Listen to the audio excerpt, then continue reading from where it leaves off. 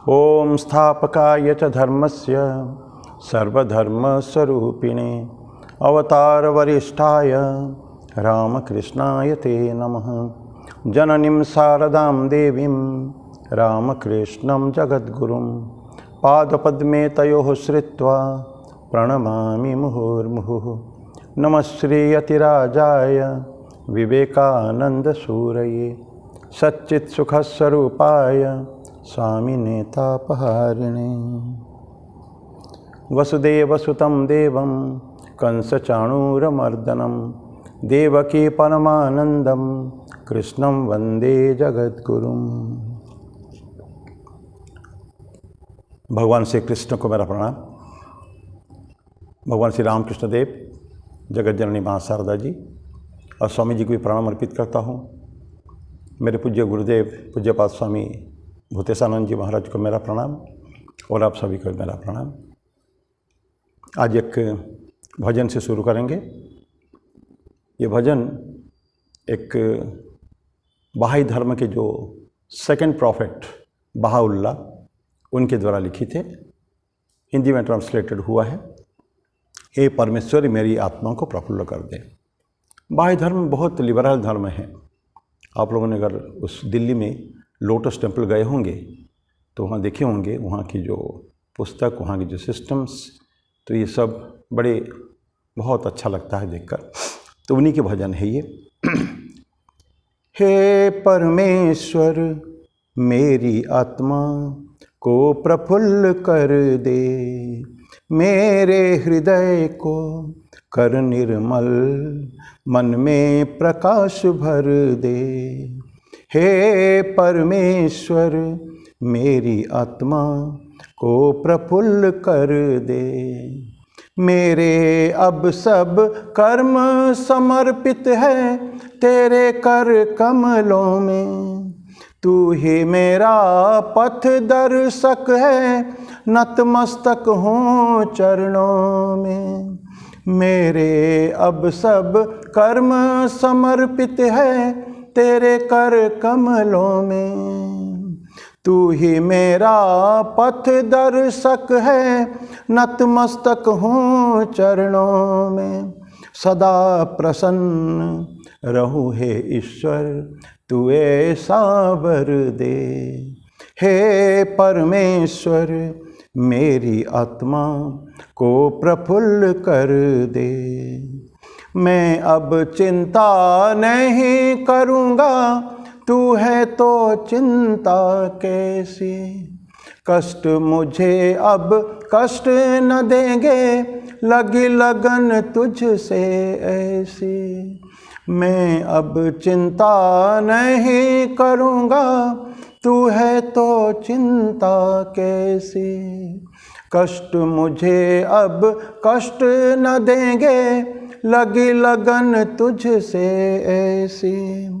जो अज्ञान के पड़े हुए थे हटे सभी पर्दे।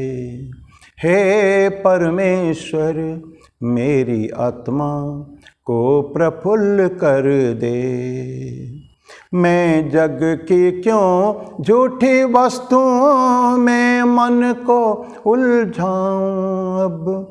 हे परमेश्वर तू मुझसे भी बढ़कर मेरा सखा है जब। मैं जग की क्यों झूठी वस्तुओं में मन को उलझाऊं अब। हे परमेश्वर तू मुझसे भी बढ़कर मेरा सखा है जब। अब मेरे सिर पर अपनी करुणा का हाथ धर दे।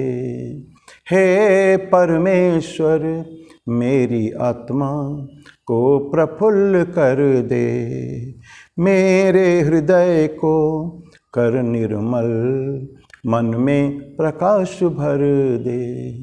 हे परमेश्वर मेरी आत्मा को प्रफुल्ल कर दे।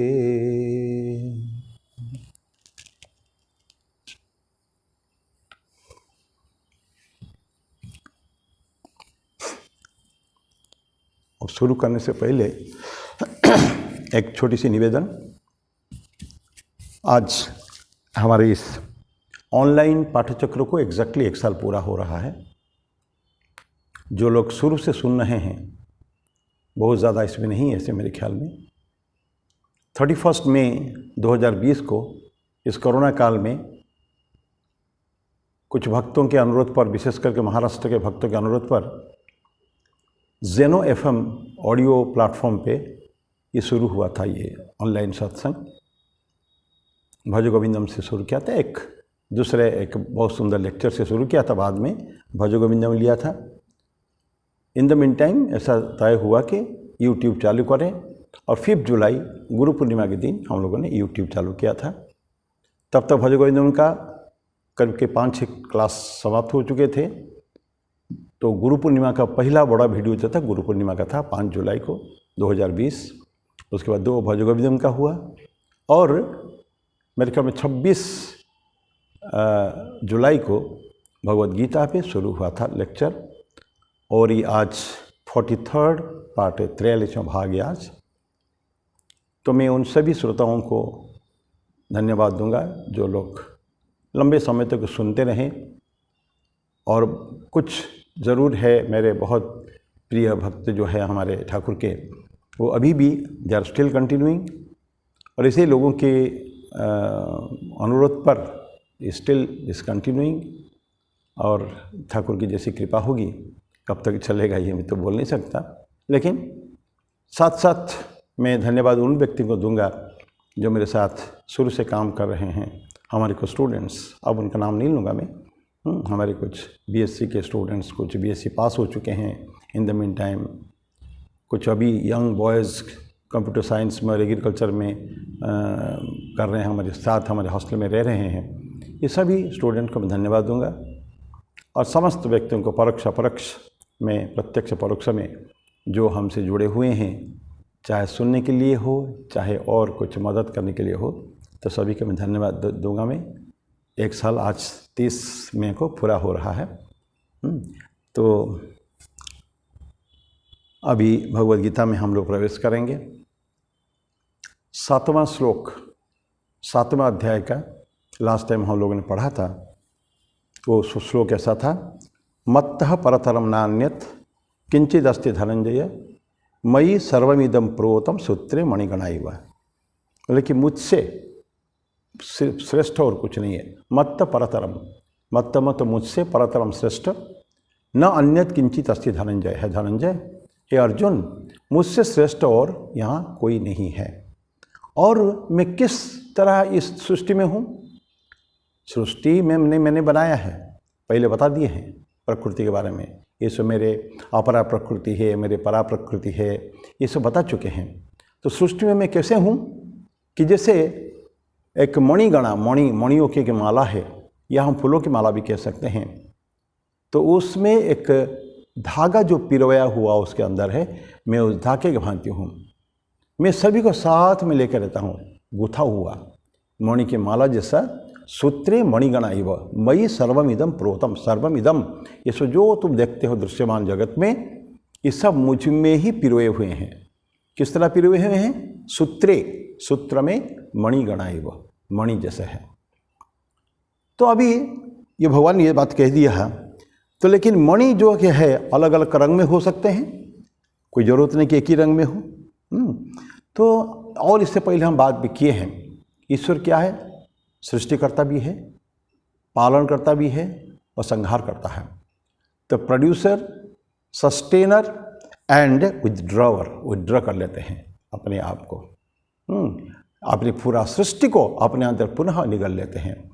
तो ये सब ईश्वरी है, और उनसे अलग बाहर कोई ऐसी शक्ति नहीं है जो उनके कार्य में बाधा डाले या हस्तक्षेप करे, क्योंकि ही इज़ अ सुप्रीम। तो उनके बाहर और कोई उनसे बड़ी शक्ति को पहले बोल दिए हैं, मत्त परतरम नान्यत किंचित अस्ति धनंजय। मुझसे बड़ा व्यक्ति, श्रेष्ठ व्यक्ति को नहीं है। तो जो श्रेष्ठ व्यक्ति नहीं है, या अपने पैरेलल भी नहीं है एक स्तर के, तो उनके कार्य में कोई भी हस्तक्षेप नहीं कर सकता है, बाधा नहीं सकता, इंटरफेयर नहीं कर सकता है। चाहे बड़ा काम हो, चाहे उनका छोटा काम, कोई भी कर्म हो, उसमें नहीं कर सकते। अब ये मणि के ऊपर आते हैं। मणि जो जेम्स उसमें स्ट्रंग और स्ट्रिंग के अंदर सूत्र में जो बंधे हुए हैं वो या तो एक कलर के हो सकते हैं। हम देखते हैं मोतियों का माला जो है वो कभी कभी एक कलर भी रंग में होते हैं और कोई कोई मोती होते हैं अलग अलग कलर में होते हैं, बीच में छोटा छोटा भी रहते हैं, उसको हम पूती कहते हैं। बड़े बड़े मोती और छोटे छोटे उसको दाने से जैसा रहता है वो भी रहते हैं। कभी कभी सोने का भी कोई लगाते हैं, कभी रुद्राक्ष रहते हैं। तो विभिन्न प्रकार के वो बीड्स जो है वो जो हम माला फेरते हैं ना, तुलसी माला या रुद्राक्ष माला जो फेरते हैं वो मंत्र जप करते समय है, जप माला जो है ये एक ही रहता है, लेकिन फिर भी उसका कभी कभी कोई कोई छोटे छोटे दाने भी लगा देते हैं। तो इस तरह का विभिन्न रंग के होने के बाद भी जो स्ट्रिंग जो है दैट इज कॉमन। तो माला किसी तरह का भी हो, रंग कोई भी हो, रूप कोई भी हो, धातु कोई भी हो, लेकिन वो स्ट्रिंग जो है वो एक ही है। वो है कौन? ईश्वर। ईश्वर खुद ही बोलते हैं कि मैं उन्हीं को ही, सारा यूनिवर्स जो है, यूनिवर्स पूरे सृष्टि, सृष्टि तो उन्हीं के द्वारा बनाया हुआ है। जो क्रिएशन हुई, सृष्टि जब हुई उसके पहले कुछ नहीं था, एवरीथिंग वाज वॉइड, शून्य था, आकाश, केवल आकाश तत्व उस समय था। लेकिन उसके बाद सृष्टि हुई, सृष्टि में विभिन्न प्रकार की सृष्टि हुई, सृष्टि सब ईश्वर ने किया है सारे। तो उसमें आगे चल के उसको पढ़ेंगे हम लोग। ये जो चैप्टर है ये बहुत सुंदर है। ईश्वर को डायरेक्टली हम जान नहीं पाएंगे, इसीलिए भगवान कृष्ण ने हम लोग को तरह तरह के समझाते हैं कि हम ईश्वर को कहाँ देखेंगे, कौन कौन से भाव में देखेंगे, उनके ब्रिलियंस जो है, जो ऐश्वर्य उनका जो है, या उज्ज्वल जो तत्व है वो कहाँ कहाँ हमको देखेगा। ये सारे छोटे छोटे अंश में भगवान कृष्ण यहाँ उनको करते हैं। यद्यपि बाद में 10वां अध्याय में विभूति योग में भगवान कृष्ण हमको कहेंगे उनका विभूतियाँ क्या है। He is brilliance in everything. कोई भी काम आप पहलू ले लीजिए उसमें भगवान ईश्वर जो है सबसे ब्रिलियंट है। तो यहाँ केवल थोड़े थोड़े अंश में हमको ये बताते हैं। तो ये जो जेम्स जो है, जेम्स जैसा ठीक है, फूल की माला भी ऐसी ही है। हम देखेंगे फूल की माला, यहाँ रामकृष्ण देव को हम लोग ने माला पहनाया है, ये यूनिक कलर है, कहीं कहीं मल्टी कलर भी रहता है। तो ये अपने ऊपर डिपेंड करता है और अच्छा भी लगता है। विभिन्न रंग के जो फूलों की जो माला बनता है तो हम लोग उसको अच्छा लगता है, एक यूनिक कलर के जगह। तो भगवान को जो ईश्वर को अर्पण करते हैं ना फूल, नाना वर्णानि पुष्पानि यथा कालोद्भवानि च, तो ये मया दत्तम गृहाण पुरुषोत्तम। तो बोलते हैं कि हे प्रभु, मैं विभिन्न नाना वर्णानि पुष्प, विभिन्न वर्ण के विभिन्न प्रकार के फूल, यथा काल उद्भवानि च, जो इस समय में समय समय पर जो फूल हमारे होते हैं बगीचा में, तो मैं आपको दे रहा हूँ, मेरे द्वारा प्रदत्त है, कृपया आप उसको ग्रहण करिए। ऐसा प्रभु को हम लोग प्रार्थना करते हैं। तो माला अलग अलग तरह के भी हो सकते हैं, तो लेकिन सूत्र जो है वो एक ही है। और संस्कृत में जो स्ट्रिंग जो है, धागा, उसको हम सूत्र कहते हैं। तो सूत्र हिंदी में भी सूत्र वर्ड है। तो इसलिए ईश्वर को एक दूसरा नाम है सूत्रात्मन। आत्मन परमात्मन है तो हम उसको सूत्रात्मन भी कहते हैं। आत्मन परमात्मन बोलने के बाद सूत्रात्मन, क्यों? इस भाव को व्यक्त करने के लिए कि ईश्वर एक सूत्र का काम कर, धागा का काम कर रहे हैं सारे सृष्टि को पिरो के रखने के लिए। So nothing is extraneous to God. भगवान से बाहर कोई नहीं है, एक भी चीज़ बाहर नहीं है, सभी उनके साथ जुड़े हुए हैं। So it's so nice representation कि हमको एक ही साथ हम लोग हैं। यूनिटी ऑफ एग्जिस्टेंस जो प्रिंसिपल है वो हम जानने के बाद भी ऐसा क्यों होता है, हम डिसयूनाइटेड हो जाते हैं। जब ईश्वर ही हमारा सस्टेनर है, ईश्वर ही हमारा प्रोड्यूसर है और ईश्वर हमारा विथड्रॉवर भी है, सृष्टिकर्ता, पालनकर्ता, संहारकर्ता तीनों हैं, तो उन्हीं के साथ जुड़े होने के बाद भी हम लोग ऐक्य व बोध को छोड़कर, एकता को छोड़ के हम लोग डिसयूनाइटेड हो जाते हैं, बिखर जाते हैं, आपस में लड़ते हैं। दैट इज समथिंग और to say goes contrary to the principle. ये जो भावना ईश्वर कहना चाहते हैं, कहते हैं गीता में, उसके विपरीत जाता है। ये वो ठीक नहीं है संसार के लिए। तो ये प्योर सूत्रात्मन हो गया। तो ये सेंसेंट, अच्छा ये खाली इतना नहीं है कि जीवित, ईश्वर ने तो सब कुछ बनाया, जीव सत्ता भी बनाया है, चैतन्य सत्ता, और जड़ सत्ता भी बनाया है। तो जड़ जीव व्हाट एवर इज सीन, जो कुछ है, क्योंकि क्रिएशन के पहले कुछ नहीं था, सब तो क्रिएटेड हुए हैं, तो सब कुछ। तो ये भावना, ये जो चैप्टर जो है हमको ये कहता है, can you see it is ideal, बहुत आदर्शवादी है। प्रत्येक कण कण में इसी समय, at this time, can you see God, him, capital H, तो हिम, उनको, उस ईश्वर को क्या हम देख सकते हैं इस पूरा सृष्टि में, जगत में? अगर नहीं देख पाएंगे तो हम अध्यात्म में अभी तक आगे नहीं बढ़े हैं। और most of us like that only. मैं सबके बारे में नहीं कहूँगा, लेकिन बहुत ज़्यादा लोग ईश्वर की उपस्थिति को, ये प्रत्येक कण कण में, प्रत्येक जीव में, उसका भेद हो सकता है, अलग अलग हो सकते हैं, उनके मैनिफेस्टेशन हो सकते हैं। उसको थोड़ा आगे चल के उसको पढ़ेंगे। तो अगर नहीं है, अगर नहीं देख पा रहे हैं, तो अभी भी हम लोग आध्यात्म जगत में प्रवेश किए जरूर तो हैं, लेकिन आगे नहीं बढ़े हैं। अभी भी हम नोविस है, अभी नौसिखी है अभी उसके बाद में।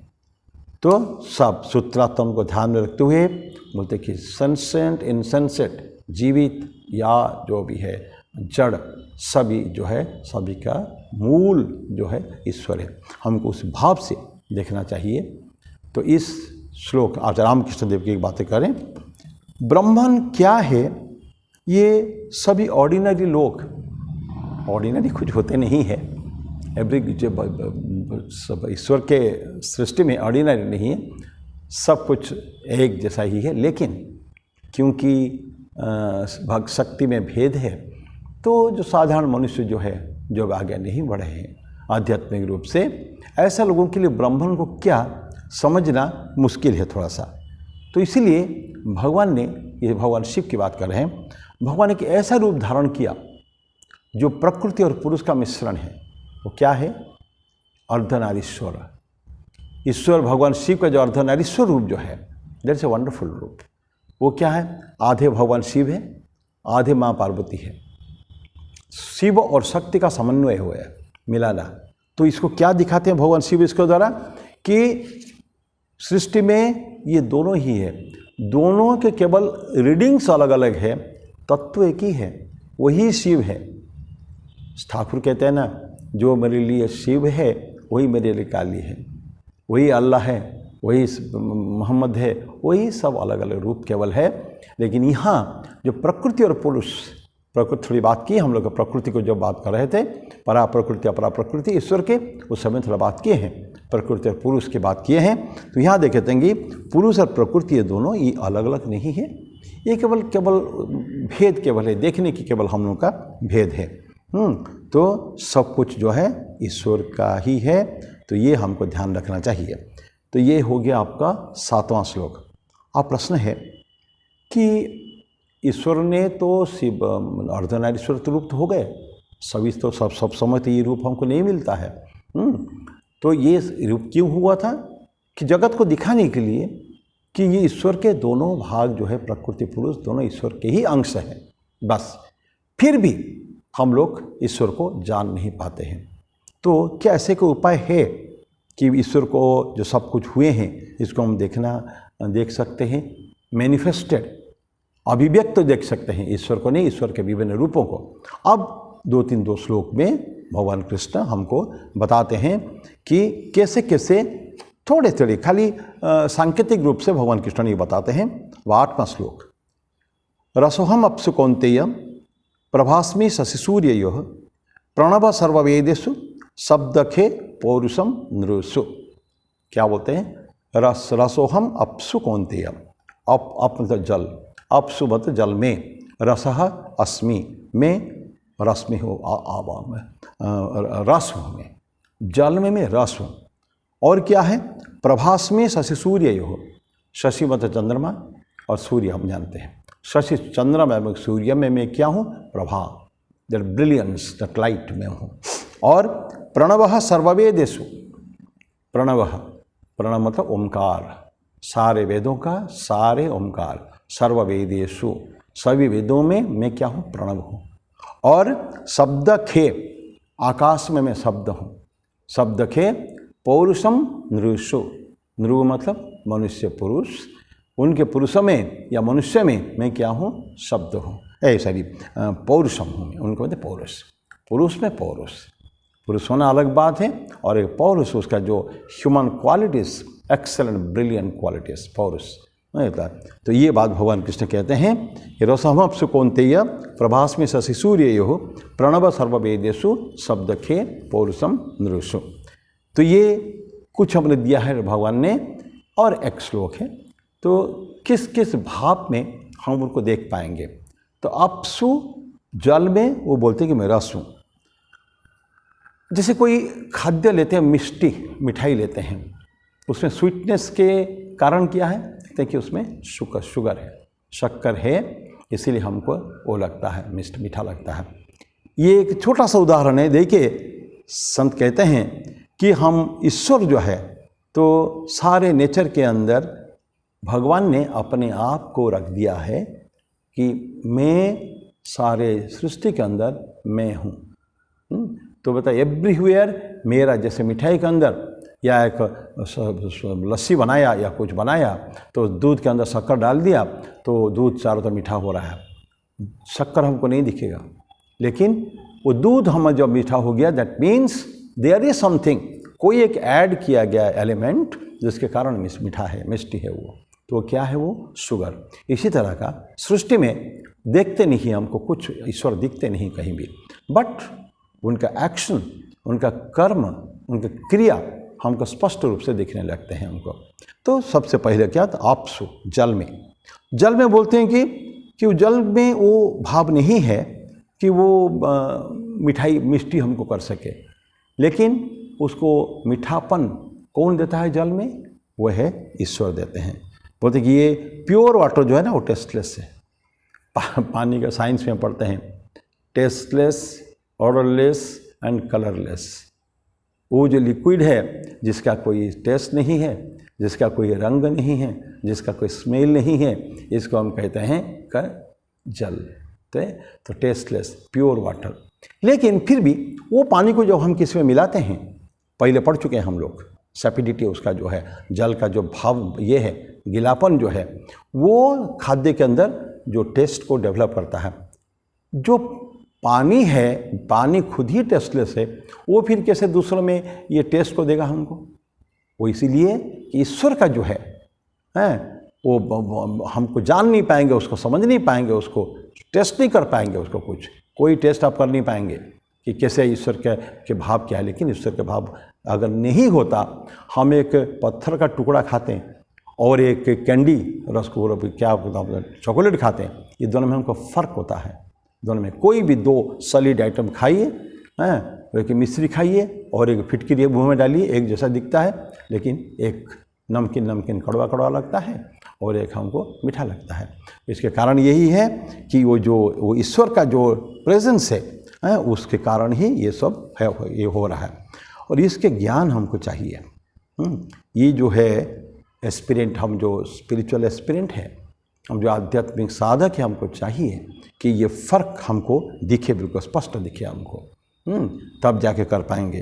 तो कि ईश्वर की अवस्थिति, ईश्वर की उपस्थिति वो हर समय हर चीज़ में है, इसके कारण ही हमको जो ईश्वर दिखता है। उस तरह के फायर बोलते हैं कि बताइए ना, रसो हम सुकोनते प्रभास्मी ससुई रही हो। तो पहले तो जल में मैं वो रस हूँ जो कि टेस्ट देता है। दूसरी बोलते हैं कि शशि और सूर्य में मैं प्रभा हूँ, I am the light of light. तो ये एक एलिमेंट पहले फायर पढ़े हैं, विभिन्न प्रकार के जो 5 एलिमेंट के बारे में हम लोग पढ़े हैं। तो इसमें फायर भी एक एलिमेंट है।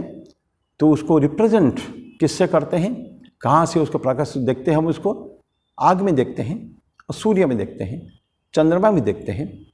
तो हमने आग और सूर्य दोनों को भी हमने लिया है कि ब्रिलियंस, आग जो सूर्य बहुत ब्रिलियंट है, दूर में है, लेकिन आग हमको हमारे पास है, लेकिन दोनों को ही हम लोग साथ में लेते हैं। उसमें कोई भी चीज़, तो शशि और सूर्य भी उसको रिप्रेजेंट करता है। उसको सूर्य का जो ब्रिलियंस वो ईश्वर का ही ब्रिलियंस है। सूर्य क्या है, सूर्य तो ईश्वर द्वारा क्रिएटेड है, पहले तो नहीं था। तो जो क्रिएटर में अगर नहीं है वो, तो ये क्रिएशन में नहीं आ सकता है। तो क्रिएशन में जो है वो ईश्वर का ही अंश है उसमें।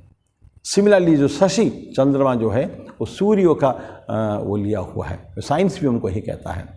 तो फिलहाल भगवान कृष्ण कहते हैं शशि और सूर्य जो भी ब्रिलियंट चीज़, जो भी उज्जवल वस्तु हमको दिखने लगते हैं संसार में, इसके जो प्रभा है, लाइट है, ये मैं क्यों, कौन है ये मैं हूँ। और उसी को जब हम आँखों से, आँखें हमारे इंस्ट्रूमेंट है विज़न की, रूप, शब्द स्पर्श रूप का जो इंस्ट्रूमेंट है, अब उपकरण है जिसके द्वारा हम उसको देख पाते हैं, वो क्या है, आँखें। आँखें के जरिए ये जो आती है लाइट को जब लेते हैं, देखते हैं, उससे क्या होता है, हमें उनका जो वस्तु का रंग भी देखते हैं और इसके हम फॉर्म रूप भी देखते हैं, उनका सौंदर्य भी देखते हैं। किसके कारण? अंधकार में हम कुछ देख नहीं सकते हैं, लेकिन आलोक में जो विभिन्न प्रकार व्यक्ति खड़े हैं उनका रूप भी देखते हैं। मनुष्य और पशु में भेद देख पाते हैं, मनुष्य में भेद देख पाते हैं। ये किससे? उनका रंग रूप, उनका आकृति, उनका प्रकृति, ये सब देखते हैं, ये लाइट के द्वारा ही देखते हैं। तो ये ईश्वर का एक अभिव्यक्ति ये भी है। ईश्वर को भले न जाने हम लोग, लेकिन ईश्वर की जैसे जल में जाना, उसी तरह की अग्नि तत्व में या सूर्य तत्व में या आलोक तत्व में हमने जान लिया कि ईश्वर का ही रूप है ये। ईथर, आकाश के बारे में हमने पहले बोला है। आकाश क्या है? ये साउंड, व्हीकल ऑफ साउंड बोलते हैं, शब्द का के माध्यम है ये। आकाश के अंदर ही शब्द जाते हैं। और द मॉडिफिकेशन उसका क्या है? लैंग्वेजेस। जब इस शब्द का जो परिवर्तित होता है, विकार जब विकृति होती जब है, शब्द पहला शब्द था और फर्स्ट, ये आपकी बाइबल में आता है, सेंट जॉन की गॉस्पेल में आता है, the first word, in the beginning was the word was with God and the word was God. शब्द सबसे पहले सृष्टि में क्या हुआ? सबसे पहले शब्द था, शब्द ईश्वर के साथ था और शब्द ईश्वर ही था। तो शब्द का एक रूप ईश्वर भी है।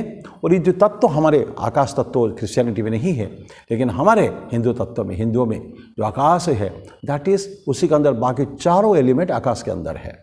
आकाश बहुत महान तत्व है, उसके अंदर शब्द है। और शब्द जो है, ये शब्द की अभिव्यक्तियाँ केवल विभिन्न ये जो आपकी ऋचाओं में होते हैं और उसका धीरे धीरे क्या होता है, लैंग्वेजेस में। और सारे को सिंथेसिस क्या होता है उसका? ओमकार। क्योंकि प्रकृति में जो सत्य है, ये बातें हमको लगता है कि थोड़ा सा एब्स्ट्रैक्ट बातें लगता है, लेकिन आध्यात्मिक जीवन में पहले मैं निवेदन किया हूँ, ये सबको जानना इसीलिए ज़रूरी है। It's a wonderful truth Krishna has given कि ये भगवान की उपस्थिति किस किस भाव में, ये भाव को जब देखेंगे हम, ईश्वर की हमको एक भावना होगी, इसमें ईश्वर है। प्रत्येक कण कण में ईश्वर को भले हम ना देख पाएँ, लेकिन जल तत्व में ईश्वर है, ये अग्नि तत्व में ईश्वर है, ये सूर्य चंद्र की जो प्रभा है, जो ब्रिलियंस, वो ईश्वर है। इसकी भावना हमको कैसे आएगी? जब इसको देखेंगे तभी आएगी हमको। तो ये इसका शब्द को मैं बोला था, शब्द का जो वेरियस मॉडिफिकेशन है वो क्या है? ये सब लैंग्वेजेस, विभिन्न प्रकार भाषा।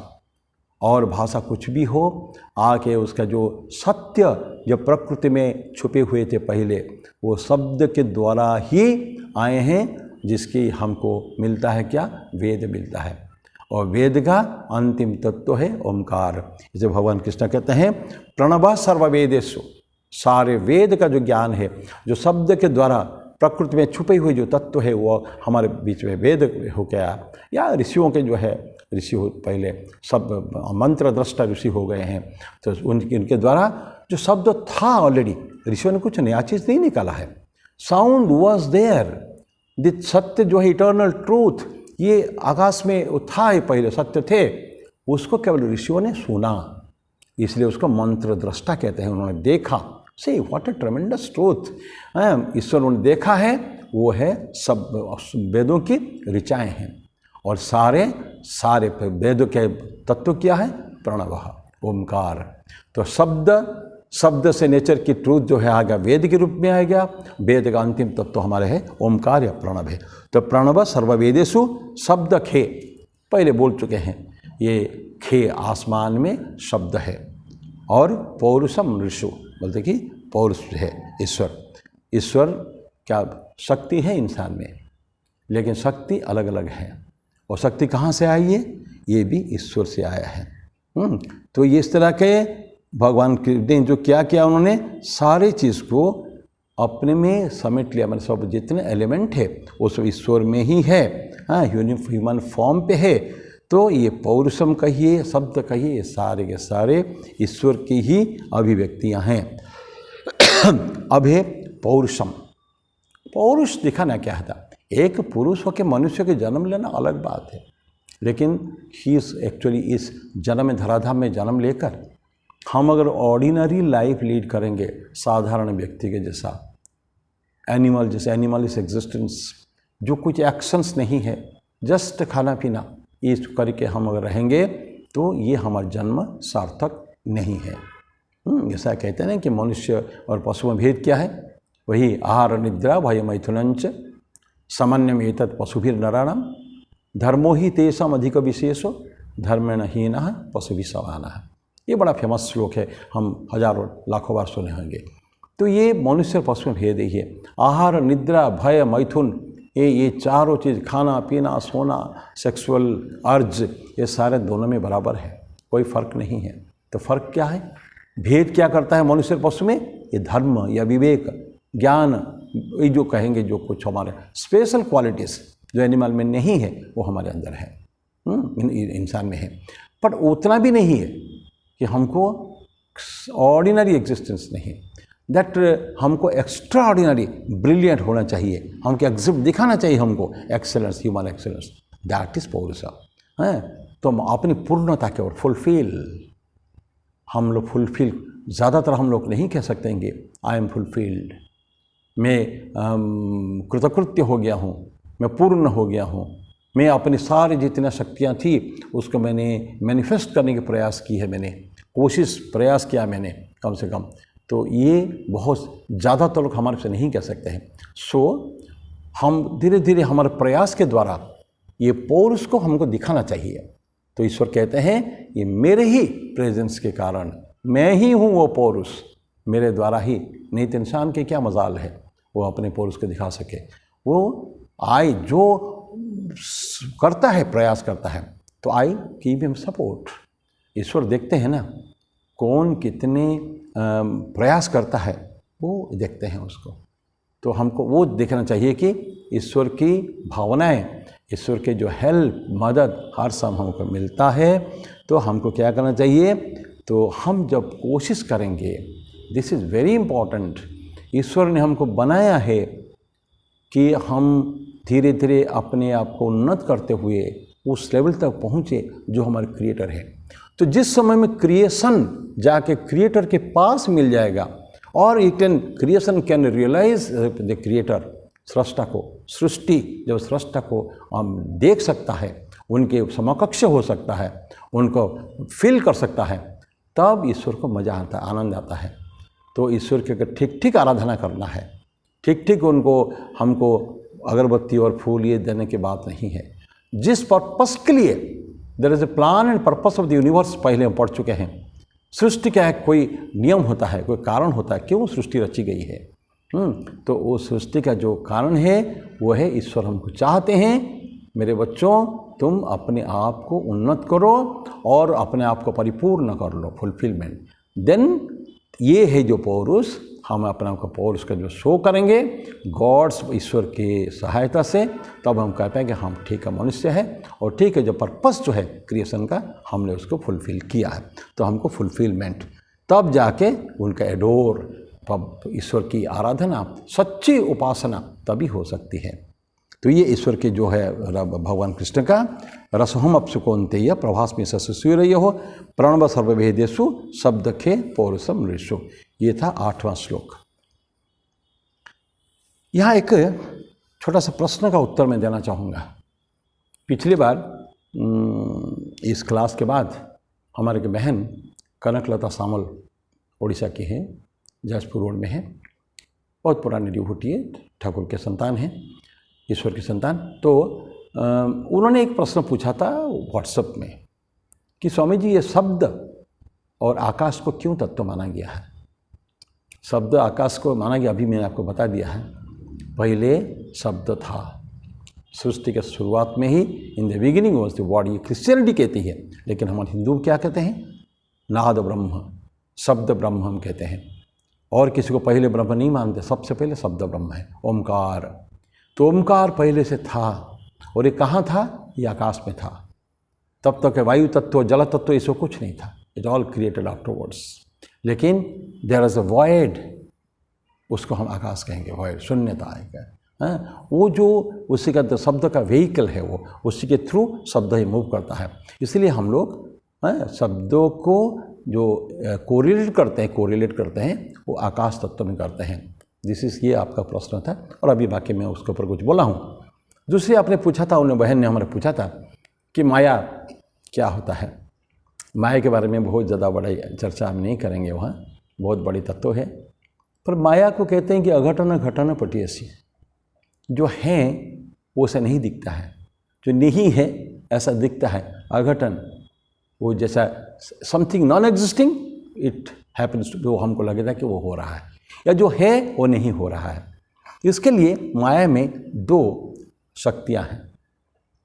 वो एक को कहते हैं कि आवरण शक्ति, और कहते हैं कि विक्षेप शक्ति।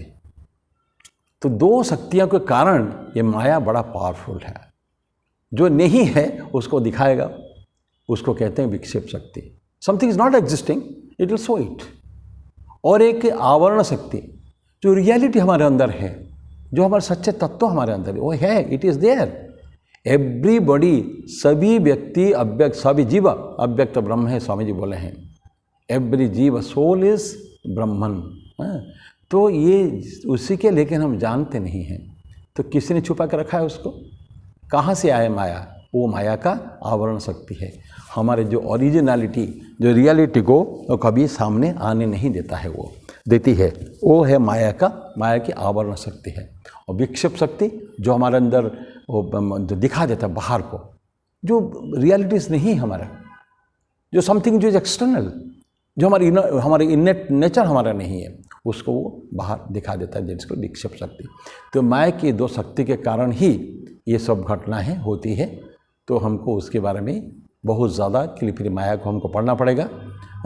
तो माया का पढ़ने की आवश्यकता है हमको, उसके बारे में बाद में कभी और हम लोग चर्चा करेंगे उसके विषय में। आज हम इसको यहाँ रखते हैं, आगे हम बढ़ेंगे। अभी 9वां श्लोक, 8वां श्लोक तो हो गया है। 9वां श्लोक होता है, पुण्य गंध पृथिव्याम च तेजश्चास्मि विभावसौ जीवनम सर्वभूतेषु तपश्चास्मि तपस्वीषु। तो बोलते हैं कि पुण्य गंध पृथिव्याम च, पृथ्वी की जो पुण्य गंध है, जो पुण्य गंध की मतलब गंध, ये चप्पल में मीनिंग बता दूँ। पृथिव्याम, पृथ्वी में जो पुण्य गंध है वो भी मैं ही हूँ। और मेरा तेजश्चास्मि विभावसौ, ये जो लाइट, फायर कहें या जो भी हमें अब थोड़े पहले चर्चा किए हैं, सूर्य चंद्र जो भी है, जितने भी आलोकित वस्तु है, उसके अंदर भी मैं क्या हूँ? तेजः। तेजः च अस्मि विभावसो जीवनम सर्वभूतेषु, सारे भूतों में, सारे प्राणियों में मैं जीवन हूँ। दैट लाइफ एनर्जी, तो जीवन शक्ति जो है मैं ही हूँ। और तपश्चास्मि तपस्वीषु, तपस्वीषु, तपस्वियों में मैं तपस्वी। तपस इज ए पावर, किसमें? तपस्वीषु, जो तपस्वी है, जो तपस्या कर रहे हैं, उसमें मैं क्या हूँ? तपस्वी। तो ये दो श्लोक में, 8वां 9वां में भगवान कृष्ण बता दिया मैं किस किस रूप में आपको दिखता हूँ।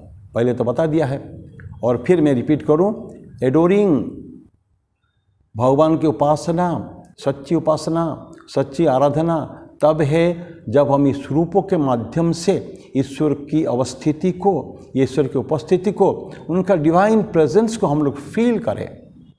ये shown it in various ways. आगे और पढ़ेंगे हम लोग। तो उन्होंने वो 10वां अध्याय में पढ़ेंगे, तो उनको दिखा दिया है। तो अगर इस भाव को हमने नहीं समझ पा रहे हैं, और अगर हम उसी भाव से उपासना नहीं करते हैं, तो हमारा उपासना व्यर्थ है। तो ये भगवान कृष्ण यहाँ बोलते हैं कि पुण्य गंध पृथिव्याम च, तो ऑर्डर, इस गंध जो है ये किसके एलिमेंट है? ये अर्थ के, पहले हम पढ़ चुके हैं। पहले अर्थ पृथ्वी तत्व गंध का है। मैंने बोला था ना, बरसात जो होती है, पानी जो पड़ता है, जो तपती हुई जो भूमि है, ज़मीन है, उसके ऊपर जब थोड़ा वृष्टि हो जाती है, थोड़ी सी सुंदर सुंदर भीनी भीनी खुशबू आती है, मिट्टी का गंध। तो गंध को हम लोगों ने माटी से बनाया। लेकिन ईश्वर यह बोलते हैं, हम ब्रिलियंट पुण्य गंध बोलते हैं पृथिव्याम।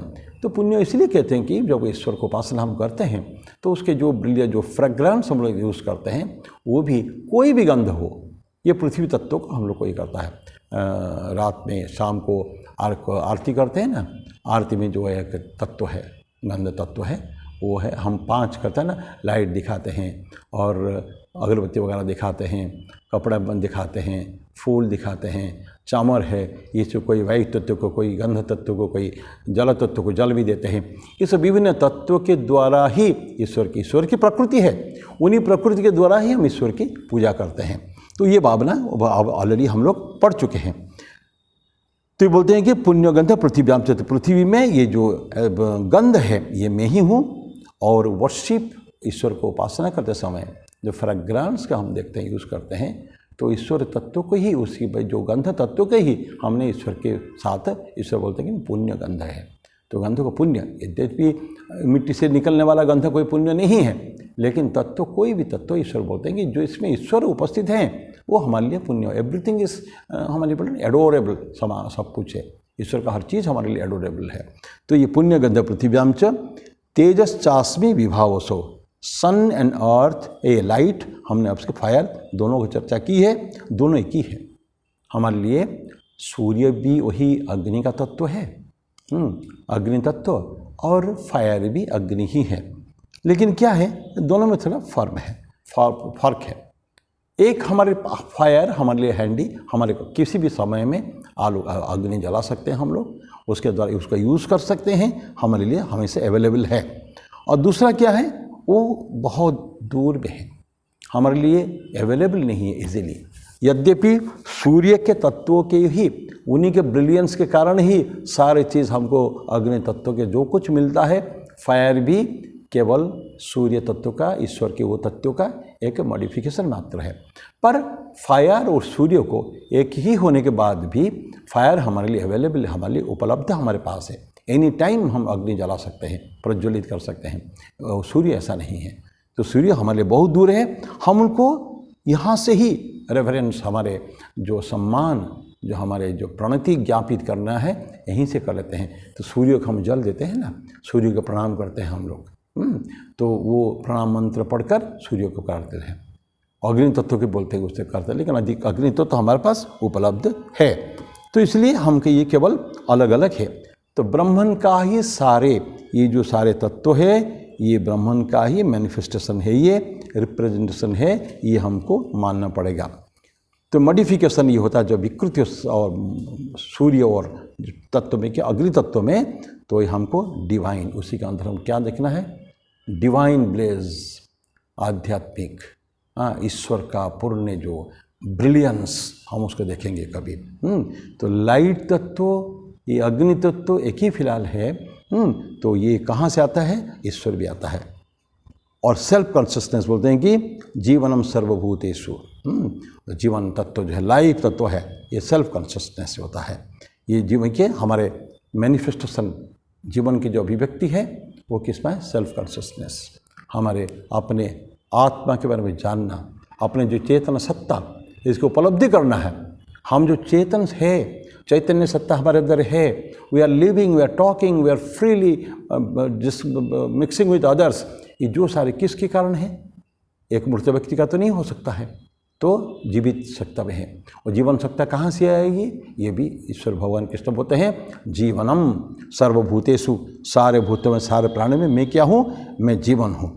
तो ये केवल ईश्वर का ये है। अभी उनका मेडिटेशन करना है हमको, किसके ऊपर करना है, इसी तत्व के ऊपर ध्यान करना है कि ईश्वर सभी के जीवन है, ईश्वर ब्रिलियंस है। ध्यान करने की अलग अलग तरीके केवल है। भगवान को किस रूप से ले करेंगे, भगवान का कौन सा रूप कर ले। कोई कोई लोग उनके अग्नि तत्व के ऊपर करता है, ब्रिलियंट तत्व ईश्वर का है। जल के ऊपर कोई ओशन, इमेंस ओशन है, ईश्वर इतना प्रचंड है, प्रकांड है, उनका कोई और छोर नहीं है। उसके ऊपर भी आसमान के ऊपर जहाँ इमेंसिटी है, जहाँ एक बहुत बड़े महानता है, उस तत्व के ऊपर हम लोग करते हैं। तो अग्नि तत्व भी इसी तरह का, सूर्य के महानता, ब्रिलियंस, उसके ऊपर भी मेडिटेशन करना है। तो meditation on the life principal जो है, कंटिन्यूटी ऑफ लाइफ, ये जो जीवन है चलता आ रहा है, अनंत काल से चलता आ रहा है, करोड़ों वर्षों से, वो और सेल्फ कॉन्शियसनेस के ऊपर मेडिटेशन, ध्यान करना एक ही बात है। आत्मसत्ता, ईश्वर की वो सत्ता और हमारा आत्मसत्ता दोनों एक ही है। दोनों के ये केवल ईश्वर का केवल मॉडिफिकेशन है, हमारे लिए केवल है। तो हमको ध्यान किसके ऊपर करना है? उस ईश्वर की सत्ता के ऊपर भी, या तो फिर हमारे अंदर वही ईश्वर का वास, वही ईश्वर की जो शक्ति है वो हमारे अंदर, जीवनम सर्वभूतेषु बोलते हैं कि, तो हम दोनों के ऊपर, किसी के ऊपर मेडिटेट कर सकते हैं, उसमें कोई प्रॉब्लम नहीं है। अब बोलते हैं कि तेजस बुद्धि, जीवनम सर्वभूतेषु तपस्यास्मि तपस्वीषु, तपस। अब तपस्वीषु, तपस्या क्या होता है? तपस होता है ईश्वर के लिए, प्राप्ति के लिए, ईश्वर लाभ के लिए, अपने आप को घोर जाके, अपने आप को सब कुछ त्याग करके, पूरे कंटिन्यूसली उन्हीं के लिए हमको आराधना करना, उनके लिए ये साधना करना उनके लिए। तो ये तपस्वी करते हैं, एस्थेटिक्स कहते हैं, ऑस्टेरिटी, तपस्या। और तपस्या क्या होता है कि कुछ बड़े चीज़ पाने के लिए, बहुत बड़ी चीज़, हमको छोटे छोटे चीज़ों का त्याग करना पड़ेगा। To get something higher you have to give up something lower. वो लोअर चीज़ क्या है हमारे लिए? ये जो भोग, आजकल के जो सुख भोग जो है, आनंद, ये खुशियाँ मनाना, इंद्रिय भोग, सब अयासी, भोग विलासिता, मकान, गाड़ी, बंगला, ये सब दुनिया भर की जो हमारे आजकल मिल जाते हैं हमको चीज़ें भोग करने के लिए, तो उसको करना, तो उसको करेंगे, ईश्वर नहीं मिलेगा। ईश्वर पाना है, इसको नहीं मिलेगा। Either of the two, we cannot get both. दोनों में से दोनों नहीं मिलेगा। तो हम कौन से चाहिए, ये चॉइस हमारा है। तो इससे बोलते हैं कि अगर तपस्या करना है, तुमको तपस्वी के तरफ देखना है। तपस्वी क्या करता है? वो बड़ इतना ईजी नहीं है उनको करने का है कि जीवन जीना, जस्ट टू लिव। मैं पहले थोड़ा बोला था कि अपने आपको एक्सेलेंस दिखना है। यहाँ केवल एक्सेलेंस भी नहीं, it is not important only to live, just साधारण जीवन यापन करना। कोई भी करता है वो तो, गधा, घोड़ा और कुत्ता, बिल्ली भी जीवन जीते हैं और हम भी जीते हैं। लेकिन यहाँ बोलते हैं ठीक ठीक जीवन यापन करना है, उसको इंटेंसिफाई करना है, लाइफ को, जीवन को थोड़ा और बनाना है, तेज बनाना है, एकदम ब्रिलियंट, आगे और जाना है। साधारण एग्जिस्टेंस में बिलीव नहीं करना है। ये प्रत्येक का कर्तव्य है। थोड़ी थोड़ी जो साधना करते हैं हम लोग, वो सब शुरुआत के दौर पे हैं। वो तपस्या रामकृष्ण देव का सोचिए, क्या तपस्या क्या था? कठोर तपस्या। ठाकुर बोलते हैं कि साधारण व्यक्ति उसको नहीं कर सकता है, उनका शरीर चला जाता। लेकिन रामकृष्ण देव की तपस्या हम जो सुनते हैं, जो पढ़ते हैं उनके पुस्तकों में, विशेष करके लीला प्रसंग में, तो इससे हम लोग को आश्चर्य होते हैं कि कैसे एक व्यक्ति अपने जीवन काल में और इतने साल के अंदर सारी तपस्या जितना हो सकते हैं, कल्मिनेशन पॉइंट, एपेक्स में जाके कैसे पहुंच सकते हैं। इस तरह का बोलते हैं कि हमको इंटेंसिफाई करना पड़ेगा, बहुत तेज करना पड़ेगा। वो कौन करता है? तो जीवन को जो प्रखर बनाना है और तेज बनाना है, तो ये एस्थेटिक्स तपस्वी करते हैं। वो कि अपने प्रोसेस, जिस प्रोसेस में अपने आप को सब्जेक्ट करते हैं, अपने आप को उसके हवाले कर देते हैं उस तपस्या के लिए, उसको तपस्या तपस कहते हैं। और ईश्वर कहते हैं कि ये जो ऑस्टेरिटी मैं ही हूँ, the presence of the Lord, ये उसी के अंदर दिखता है बिल्कुल भी, पेटेंट है उसके ऊपर, साधु के ऊपर, साधक के ऊपर। तो इसलिए तपस्वी के अंदर जो भगवान के, ईश्वर के जो भावना भाव हैं, जिसके कारण, ईश्वर के कारण ही एक तपस्वी तपस्या कर पाता है, तो उस चीज़ को हमको देखना चाहिए। कहाँ से सीखेंगे हम लोग? तो साधकों को चाहिए कि जो तपस्वी हो चुके हैं, बहुत बड़े बड़े तपस्वी हो चुके हैं, मुनि ऋषियों में तो कितने उदाहरण हमारे सामने हैं, उनको थोड़ा देखें, सीखें हम लोग से। बड़े लोगों को देखकर महान पुरुषों को देखकर हम उनसे सीखते हैं और वही हमारे लिए छोड़ के जाते हैं। क्या रास्ता छोड़ के जाते हैं? दे शोज द वे। तो महाजनो ये न गतः स पंथा। कह पंथा प्रश्न किया था यक्ष ने युधिष्ठिर को। युधिष्ठिर बोला था वेदा विभिन्ना स्मृतयो विभिन्ना नासो मुनिर्यस्य मतम न भिन्नम धर्म से तत्व निहितम गुहायाम महाजनो ये न गतः स पंथा। जिस रास्ते में महाजन मतलब पैसा कारोबार करने वाला नहीं है, महान पुरुष जिस रास्ते में गए हैं वही हमारे लिए पंथा है। तो हमारे लिए पंथा ऑलरेडी निर्देशित है। हमारे पूर्वजों ने, जो मुनि ऋषियों ने उसको हमारे लिए दे के गए हैं। तो सिर्फ हमको देखने के बाद हमको क्या करेंगे, तपस्वी के जीवन को देखते हुए ये फॉलो करना होता है। खाली पढ़ने से नहीं होगा। ये टू सूचनाएं एकत्रित करके उसका मनन चिंतन करके निधिध्यासन करना पड़ेगा। तो तब जाके हो सकता है। याज्ञवल्क्य ऋषि ना मैत्री को बोलते हैं आत्मा रे द्रष्टव्य श्रोतव्यो मंतव्यो निधिध्यासितव्य। बृहदारण्यक उपनिषद में याज्ञवल्क्य मैत्री संवाद में बोलते हैं कि आत्मा रे व द्रष्टव्य। आत्मा को देखा जा सकता है। कैसे? पहले सुनोगे श्रोतव्यो, फिर मनन मंतव्यो, फिर निधिध्यासितव्य निधिध्यासन। इसकी चर्चा कई बार हुई है। तो सुनना, चिंतन करना, ये जहन के अंदर, अपने दिल के अंदर, दिमाग के अंदर, दिलो दिमाग में एक हो जाना चाहिए। थिंक ऑफ, स्वामी जी बोलते think of that idea, leave that idea. Every pore of our body should be full with that idea alone and leave everything else.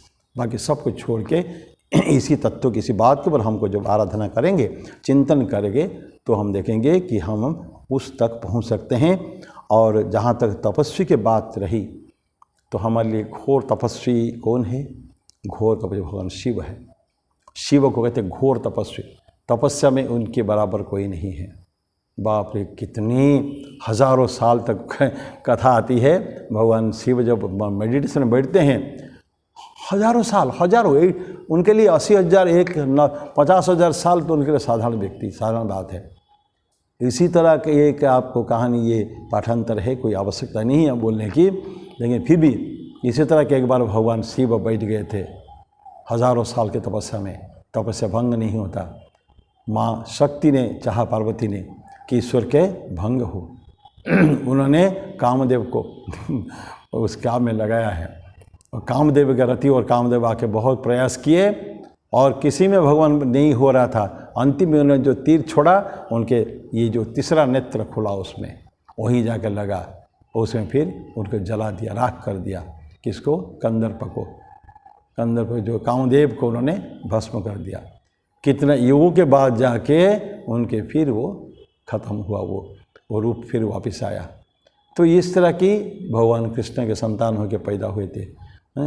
तो बड़े गहन कथाएं भगवान शिव, तो वह हमारे लिए क्या है? Final authority. तो इस श्लोक जो है 9वां श्लोक, पुण्यगंध पृथिव्याम च तेजश्चास्मि विभावसो जीवन सर्वभूतेषु तपश्चास्मि तपस्वीषु। इसके साथ हम समय भी समाप्त हो रहा है। आज हम यही समाप्त करेंगे। अगले बार फिर 9वां श्लोक के बाद 10वां श्लोक से शुरू करेंगे। तो आज मैं समाप्त करता हूँ, आप लोगों से विदाई लेता हूँ।